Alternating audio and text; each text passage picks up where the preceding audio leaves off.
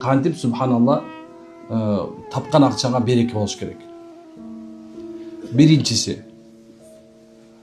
тапкан нерсеңди эч кимге айтпа. Билбесин эч ким канчадан. Жана кээ бир коммерческий эмелер бар го, жана жумуштар бар. Ошол жерде карасаң, эмне коммерческий тайна деп канча айлыгын айттырбайт. Жазып алат тиякта, айтпайсың эч кимге депчи. Билесиңер ушуну? Ошо компаниялар өсүп баратканын байкайсыңарбы? Жашырылыш керек.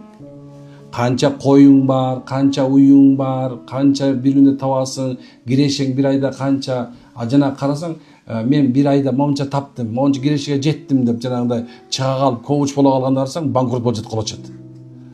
Анан телефондон көрөсүң, карасаң коуч болуп аткан, бир күн мага келип калат да, эмне болсо иш болбой калды дейт да. Ошо сен болбойт жүрүпсүң. Уже адамдын көзү бар, көзү атып салат болду. О, тыгылып каласың бул жерге.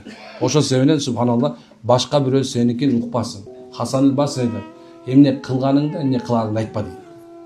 Ошондо 10 жакшылыкка жетесиң. Биринчиси бул дүйнө бай болосуң. Экинчиси, тапкан акчаңдын, кирешең кандай болсо, чыгашаң ошончолук болуш керек. Кирешеңен чыгашаң көп болуп кетпеш керек. Түшүндүңбү? 10 сом тапсаң, 10 сомду мороженое жеп салбаш керек да. 50 тиын мороженое же, 9 сом 50 тиын кайра эмне ал ишке сал деген сөз. Үчүнчүсү, ар бир таап атканыңды дайыма кылып аткан ишин кеңешип кылгын. Машвара менен кылгын, кеңешип. Анткени кеңешүүнүн аркасында сөз ийгилик бар. Кайсы иштер кеңешпей кылынса, бааланбай, маркетинг деп коет билесиңерби? Бааланып, кайсы нерсе бүт нерсени кылыш керек. Анан бул 4-нчи нерсе кошом муну, Азирет Умардын. Биздин базарга дейт, биздин базарга соода илимин билбестен келбесин дейт. Азыр көп банкрот болгондун баардыгы тең, тоодон чыга калып туруп, тиги компаньондон кредит ала калып эме кире калган базарга. Ал ойлогондо жанда бирөө 570 тебип атса, ушинтип эле тебе калат экен депчи. Жок, субханалла. Андай болуш мүмкүн эмес.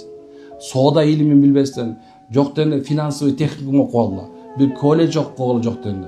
Ошон жоктен бул калькулятор иштеткенди үйрөнүп алгыла. Ошол сооданын илимин билбестен базарга жолобосун. Мына 4 нерсе.